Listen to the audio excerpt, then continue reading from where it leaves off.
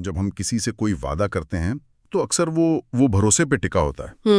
लेकिन जब वही वादा एक स्टैम्प पेपर पे उतर आता है, मतलब एक कानूनी कॉन्ट्रैक्ट बन जाता है, तो वादा पूरा करने का मतलब क्या होता है? ये एक बहुत अच्छा सवाल है।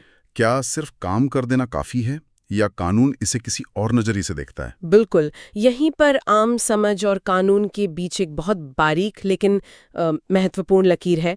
रोजमर्रा की जिंदगी में वादा निभाना एक बात है, लेकिन कानून की दुनिया में निष्पादन या परफॉर्मेंस एक पूरी प्रक्रिया है जिसके अपने नियम है। हाँ, बिल्कुल। और आज हम इसी प्रक्रिया की गहराई में उतरने वाले हैं। हमारा विषय है संविदा का निष्पादन, मतलब एक कॉन्ट्रैक्ट को पूरा कैसे किया जाता है। और हम इसे भारतीय संविदा अधिनियम 1872 के नजरिए से समझेंगे। हमारे पास जो स्रोत सामग्री है वो कानूनी अध्ययन से जुड़ी है, लेकिन हमारा मकसद इसे हर किसी के लिए दिलचस्प और काम का बनाना है। सही कहा। आज का हमारा मिशन ये समझना है कि एक कॉन्ट्रैक्ट को पूरा करने की जिम्मेदारी किसकी है और कैसे पूरी की जाती है। और सबसे दिलचस्प हिस्सा ये है कि हम उन स्थितियों को भी देखेंगे जहां कानून कहता है कि आपको अपना वादा पूरा करने की जरूरत ही नहीं है। अच्छा, तो चलिए शुरू करते हैं। जब हम कहते हैं कॉन्ट्रैक्ट का निष्पादन, तो दिमाग में आता है कि बस काम पूरा हो गया। लेकिन हमारे स्रोत बताते हैं कि कानून इसमें दो संभावनाएं देखता है। एक है वास्तविक निष्पादन, एक्चुअल परफॉर्मेंस, और दूसरा है निष्पादन का प्रस्ताव, जिसे टेंडर भी कहते हैं। सही कहा। वास्तविक निष्पादन तो सीधा है।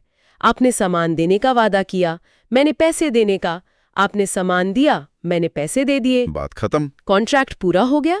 ये एक आदर्श स्थिति है। लेकिन ये निष्पादन का प्रस्ताव या टेंडर क्या भला है? ये सुनने में ऐसा लगता है कि आपने सिर्फ कोशिश की, काम पूरा नहीं किया। और यहीं पर एक बहुत दिलचस्प बात है। ज्यादातर लोगों को लगता है कि कॉन्ट्रैक्ट में अगर आपने अपना काम नहीं किया तो आप पर मुकदमा हो जाएगा। हाँ, ये लगता है। लेकिन कानून कहता है कि अगर आपने काम करने की सही कोशिश भी की और दूसरे पक्ष ने उसे स्वीकार करने से मना कर दिया तो आप अपनी जिम्मेदारी से बरी हो सकते हैं। एक मिनट, ये तो बहुत बड़ी बात है। हाँ, ये एक बहुत बड़ा बचाव है। मतलब अगर मैं एक बिल्डर हूं और मैंने किसी के लिए घर बनाया और मैंने उसे चाबियां देने गया, लेकिन उसने लेने से मना कर दिया, तो मेरी जिम्मेदारी खत्म। सिद्धांत रूप में हाँ।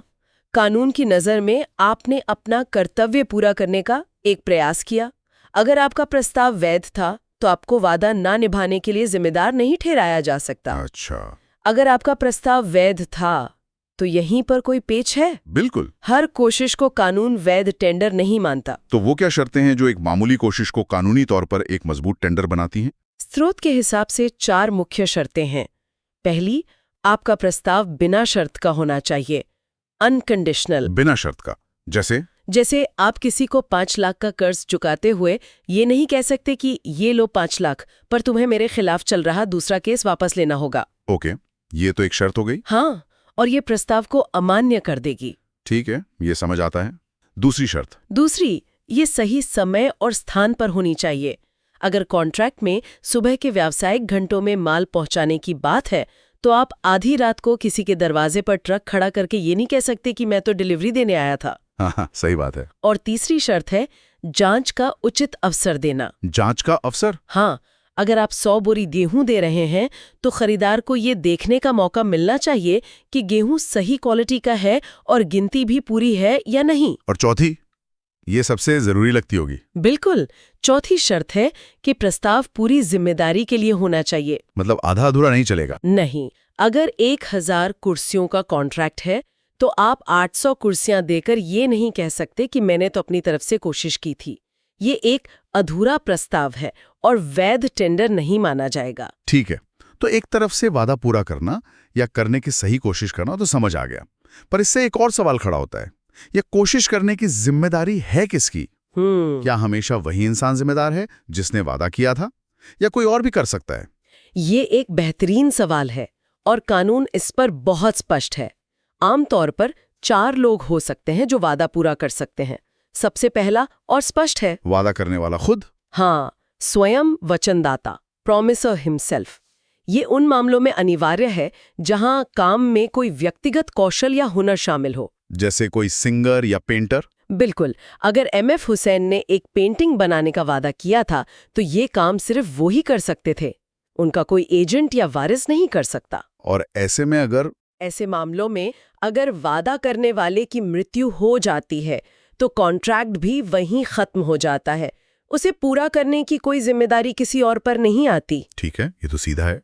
और अगर काम में कोई पर्सनल स्किल ना हो, जैसे पैसे चुकाने का वादा, तब दूसरे लोग भी इसे पूरा कर सकते हैं। जैसे कि एजेंट, अगर मुझे आपको पैसे देने हैं तो मेरा मैनेजर भी दे सकता है। ओके। लेकिन तीसरा विकल्प सबसे अहम है और वो है कानूनी प्रतिनिधि, लीगल रिप्रेजेंटेटिव्स। मतलब उत्तराधिकारी? हाँ, अगर वादा करने वाले की मृत्यु हो जाती है और कॉन्ट्रैक्ट व्यक्तिगत कौशल पर आधारित नहीं था तो उसके कानूनी उत्तराधिकारी उस वादे को पूरा करने के लिए कानूनी रूप से बाध्य हैं। रुकिए, इसका मतलब ये हुआ कि अगर किसी व्यक्ति ने 20 लाख का लोन लिया था और उसकी मृत्यु हो गई तो उसके बच्चों को वो लोन चुकाना ही पड़ेगा, चाहे उनके पास अपनी कोई नौकरी या पैसा हो या ना हो।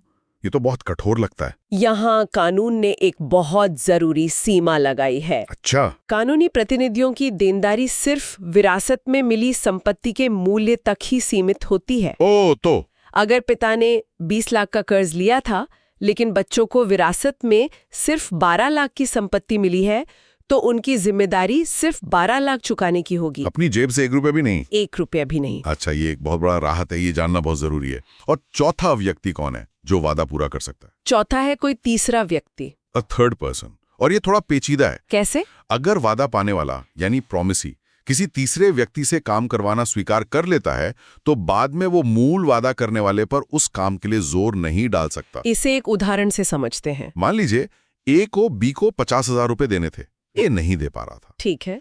ए के दोस्त सी ने बी के पास जाकर कहा, मैं एक ही तरफ से 30,000 रुपए दे रहा हूं, मामला खत्म करो। और अगर बी ने मान लिया, अगर बी ने वो 30,000 रुपए स्वीकार कर लिए तो वो बाद में ए पर बाकी 20,000 के लिए भी केस नहीं कर सकता। वाओ। क्योंकि उसने तीसरे व्यक्ति से एक समाधान स्वीकार कर लिया है। मतलब किसी और से मदद लेना आपके मूल कॉन्ट्रैक्ट को भी प्रभावित कर सकता है। चलिए अब एक और स्थिति पर आते हैं जो अक्सर होती है। अगर 2 या 2 से ज्यादा लोग मिलकर कोई वादा करें।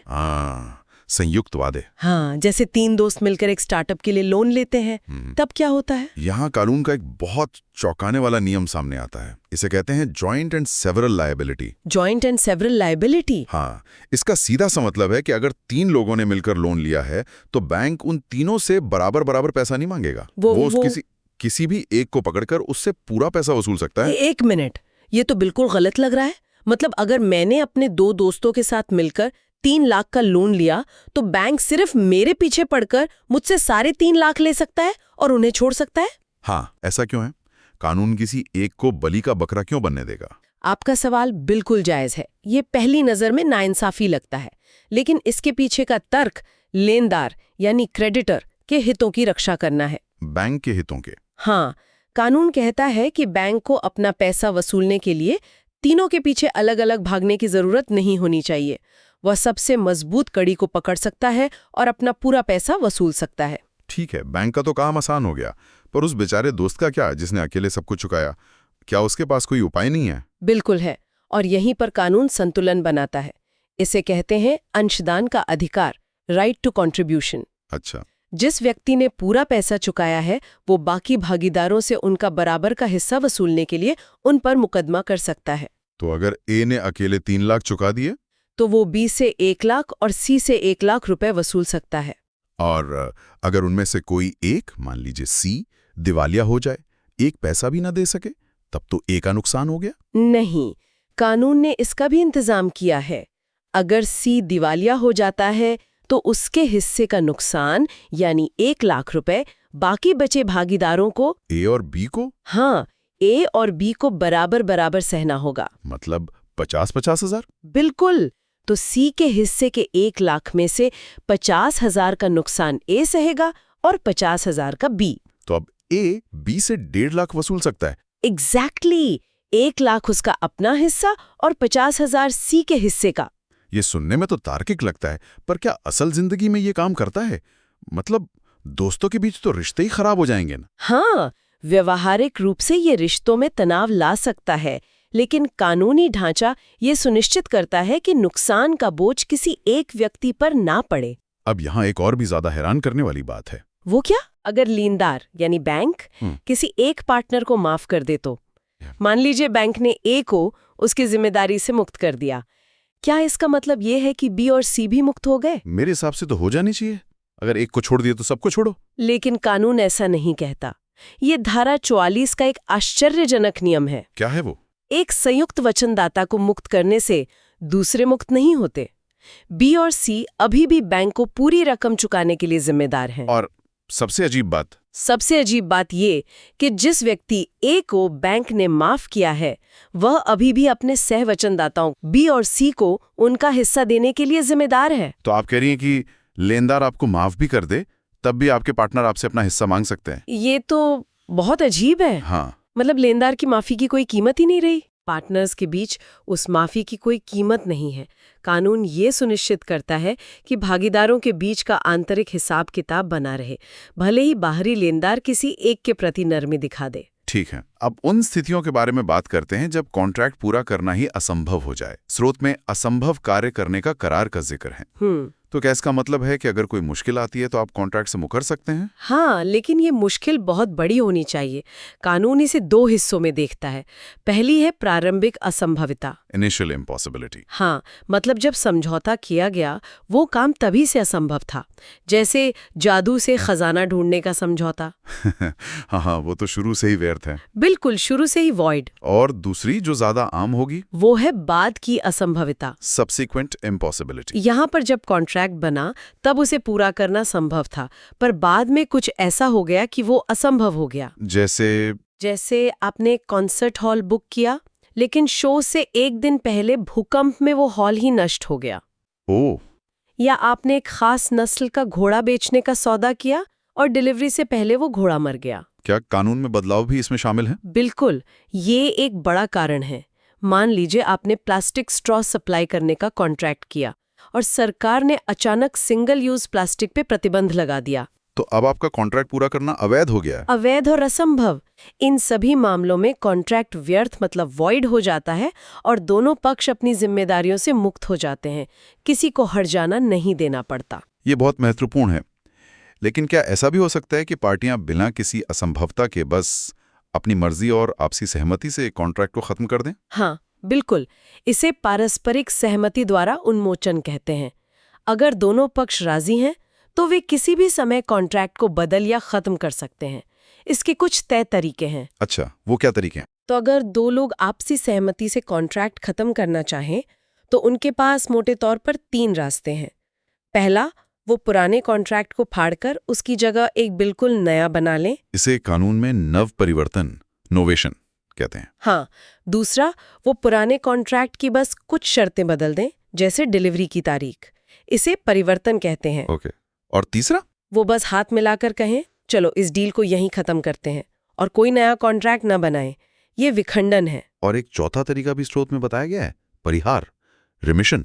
ये क्या है? ये बहुत दिलचस्प है और भारतीय कानून की एक खासियत है। इसका मतलब है कि वादा पाने वाला व्यक्ति कम भुगतान स्वीकार करके भी पूरे वादे को समाप्त मान सकता है। मतलब अगर मैंने किसी से 5 लाख का कर्ज लिया है और उसने कहा तुम बस 2 लाख दे दो, मैं मान लूंगा कि हिसाब चुकता हो गया, तो ये कानूनी तौर पर मान्य है? बिल्कुल मान्य है। अगर आपने 2 लाख दे दिए और उसने स्वीकार कर लिए तो वो बाद में बाकी 3 लाख के लिए आप पर मुकदमा नहीं कर सकता। कमाल है। इसे ही परिहार या छूट देना कहते हैं।